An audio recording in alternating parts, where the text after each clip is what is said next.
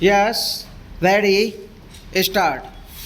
A very eventful year has just passed. The common man has reaffirmed his belief in democratic values and restored our distinction as the largest living democracy in the world. On this occasion, each one of us has to ask ourselves in all humility whether we have followed the inspiring example set by the leaders of this ancient land. Have we comprehended the new national ethos and adequately responded to it in this context? It is disappointing that the professional classes as well as business and industry have not shown sufficient evidence of their being prepared to accept their share of national responsibility. The future is unfolding itself. What are our immediate preoccupations and aspirations for the future? The coming elections to the state assemblies afford an occasion for all political parties to prove their dedication to democracy and cleanliness in public life. What is important is not the result but how it is achieved. The campaign must be conducted with dignity only on the basis of clear cut programs and policies. Once again, our voters will have the option of choosing not their masters but their servants. We must, in the past, prove ourselves a mature people pledged to the processes of democracy and the democratic way of life. Our people should be enabled to exercise their franchise without fear or hindrance. My government will guarantee this the basic birthright of every eligible voter. Let the free will of the people prevail and all will be well. Whatever the result, this is my firm belief. Many problems loom large on the horizon. We must face them with courage and self confidence. Some frustrated and disapparated elements in our society today are determined to scuttle the principles of our democratic way of life and destroy the very fabric of our secular society. While every one of us is entitled to freedom of expression in appropriate forums, no one should be permitted to drag each and every issue to the streets, excite dormant passions, advocate disrespect for law and order, and incite violence. Such a policy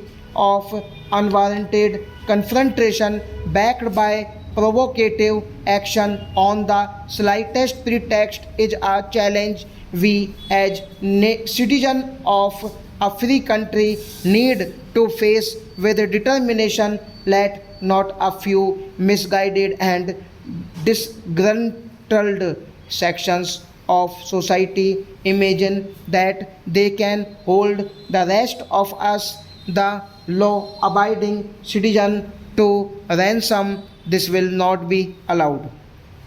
The post emergency climate has been congenial for reconcile fundamental freedom and open society with egalitarianism and social justice. This is the first Republic Day with which my 10-month age old government is associated. Let us not judge them hastily. Let us rather take note of what has been achieved.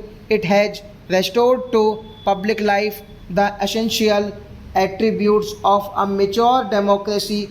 On the economic front, my government has sought to concertize the Gandhian concept of employment oriented rural development and to bridge the socio-economic disparity between the urban and the rural areas. For the first time since independence, our political life is not dominated by one monopolistic political party today, men of good conscience but with varying shades of political opinion are working together for the good of the nation. This is in itself a great achievement. Let us not isolate and exaggerate honest differences of opinion and unwittingly perhaps undermine the principles of collective responsibility on which good government is based. For once in our society history we stand united as a nation. India is one country and Indians are one people. Let no one underestimate our strength to take us for granted.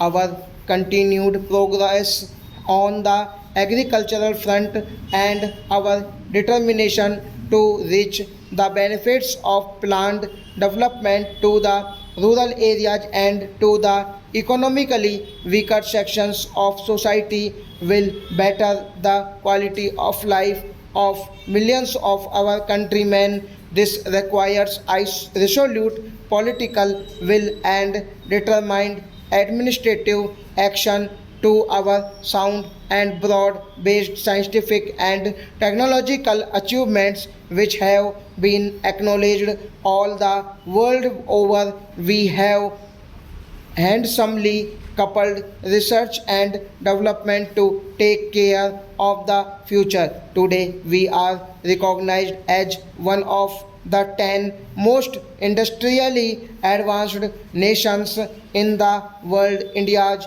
very significant manpower contribution to the United Nations pool of technical and administrative talent and experience is matched only by our bilateral technical assistance programs to our friends in Africa, Southeast Asia, and West Asia. While we may take justifiable pride in these achievements, we must guard against compliancy in thought and action. On the other hand, we must forge ahead with hard, dedicated work and the determination to succeed not only as individuals but as a nation.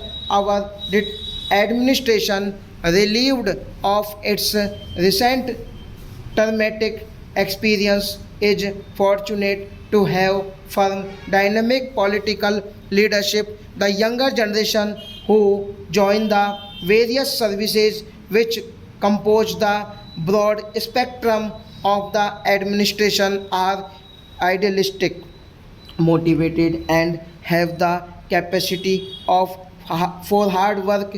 Let us forge out of these qualities a result oriented instrument to implement our plans for the future and to build the India of our dreams. Now onwards, stop.